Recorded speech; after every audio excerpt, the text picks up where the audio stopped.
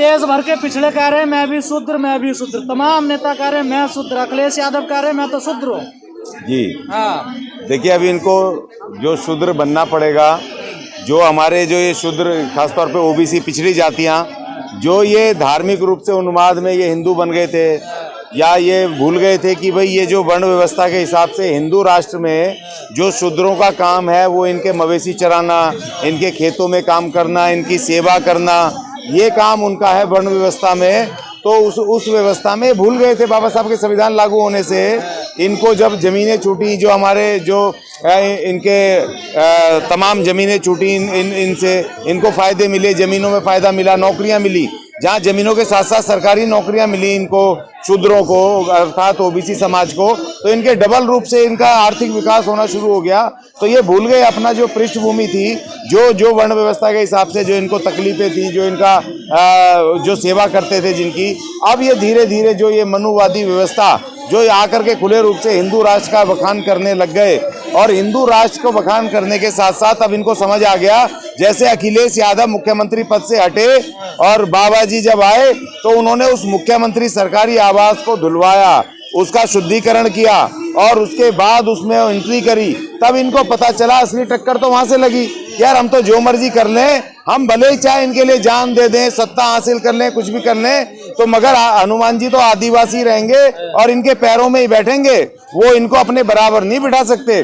तो जब हनुमान जी को नहीं बिठा सकते तो ये अखिलेश को या दूसरे जो ओबीसी के शूद्र हैं उनसे, ये मुसलमानों से तो लड़ाई लड़वाएंगे, उनसे ये अपने अपने मंदिर तो बनवा लेंगे, लेकिन ये किसी अपनी विचारधारा को तो ये फॉलो करवाएंगे, मगर ये उनको बराबरी का अधिकार नहीं देंगे, उनको प्रधानमंत्री मंत्री नहीं बनने देंगे, उनको इस देश की राज सत्ता में अपने शक्ति बनाने नहीं देंगे। लेकिन और जिस तरीके से देखिए, सुनिए सर, अंधविश्वास पाखंडवाद के खिलाफ जो पिछड़ों ने बगावत की है, कहाँ तक जाएगी ये इनकी बात? नहीं, देखिए बड़ी दूर तक जाएगी। अब इनको समझ आ गया, जिस तरीके से हमारे जो वहाँ के चंद्रशेखर जी, डॉक्टर चंद्रशेखर जी ने जो एक माचिस की तिल्ली लगाई है बिहार के शिक्षा मंत्री ने, अब वो इतनी तेज फैल गई है आग पूरे देश के अंदर। सब अभी डिबेट शुरू हो गई ना, अब डिबेट शुरू हो गई तो सबकी आंखें खुल रही है कि रामचरितमानस और वाल्मीकि रामायण में तो जमीन आसमान का फर्क है। और जो ये रामचरितमानस है ये तो कल लिखी गई है अकबर के जमाने में, और जब अकबर के जमाने में लिखी गई है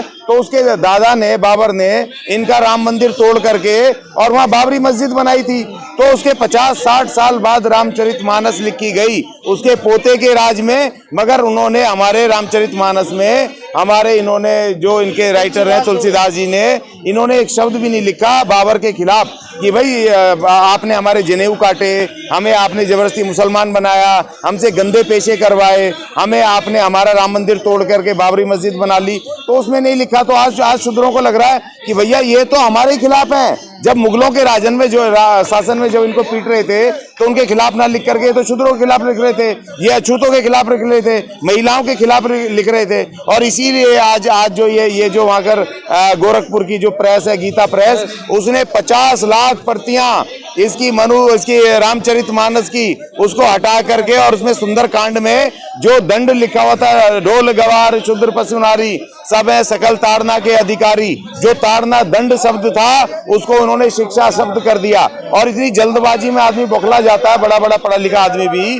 कि जब ढोल गवार शूद्र पशु नारी 5 इसमें वर्ग हैं, तो इसमें ढोल और पशु, इनको शिक्षा कैसे पढ़ाओगे भाई? ये इन्होंने एकदम से जल्दबाजी में उसको करा, क्योंकि अब जो जातियां और जो चीजें थी इनके गले में अटक गई हैं, वो तमाम चीजें। और देखिए आज का अभिभाषण, आज का सवाल सर, रामचरितमानस लिखी तुलसीदास ने, लेकिन जवाब देना पड़ रहा आज के ब्राह्मणों को, तो इन ब्राह्मणों की क्या गलती है आज के? नहीं, गलती ये है कि इन्होंने कहा, देखिए जब रामचरितमानस लिखी गई तो उन्होंने सबने प्रचार किया कि ये वाल्मीकि रामायण का ये अनुवाद है, अनुवाद के रूप में इन्होंने कहा। लेकिन जब इन ब्राह्मणों ने इतने वर्षों से जो ये ब्राह्मण, अर्थात ब्राह्मण तो बहुत सारे प्रोग्रेसिव भी रहे, जैसे राहुल सांकरताइन जैसे क्रांतिकारी योद्धा भी रहे, ऐसी बात नहीं है। तो जो ये जो महंत रहे और जो ये कथावाचक रहे, इन कथावाचकों ने तुलसीदास की रामायण को तो प्रचारित करा आज भी, लेकिन वाल्मीकि रामायण का प्रचार नहीं किया।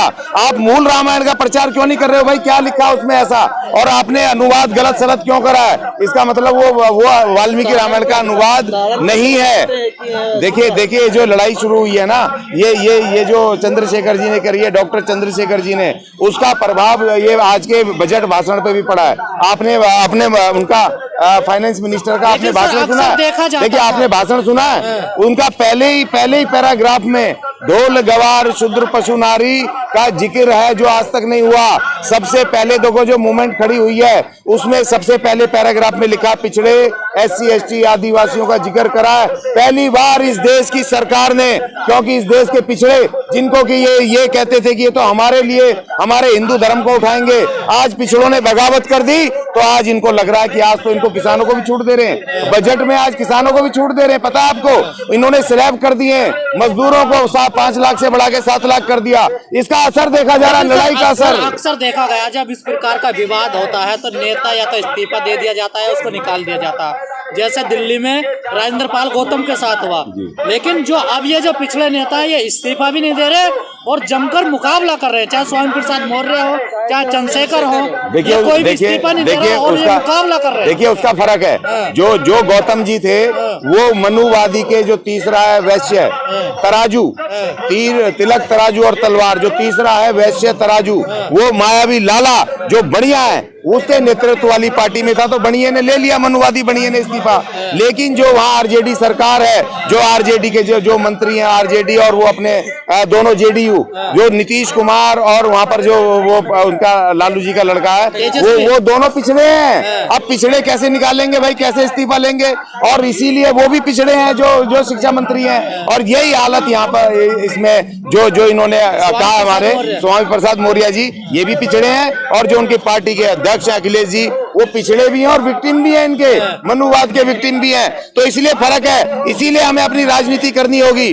तिलक तराजू और तलवार इनके नेतृत्व वाली पार्टियों को, अर्थात कांग्रेस, बीजेपी, आम आदमी पार्टी, इन तमाम पार्टियों को हमें छोड़ना होगा, इनके बहिष्कार करने होंगे और अपनी पिछड़ों की SC ST की पार्टियों को, बहन मायावती हुआ, आर लालू प्रसाद यादव जी हुए, नीतीश कुमार जी हुए, अखिलेश यादव हुए, इन सब को इकट्ठा करके हमें 2024 की चुनौती बननी होगी और हमें 2024 में अपनी सरकार बनानी होगी। अखिलेश यादव कह रहे हैं कि सदन में योगी जी को जवाब देना होगा। ये जो लिखा हुआ है ढोल गवार शूद्र पशु नारी, जवाब देना होगा। क्या है इसका मतलब? देखिए बिल्कुल मतलब है, इसका मतलब ये कि शक्ति आ गई है, अब वो खड़े हो गए।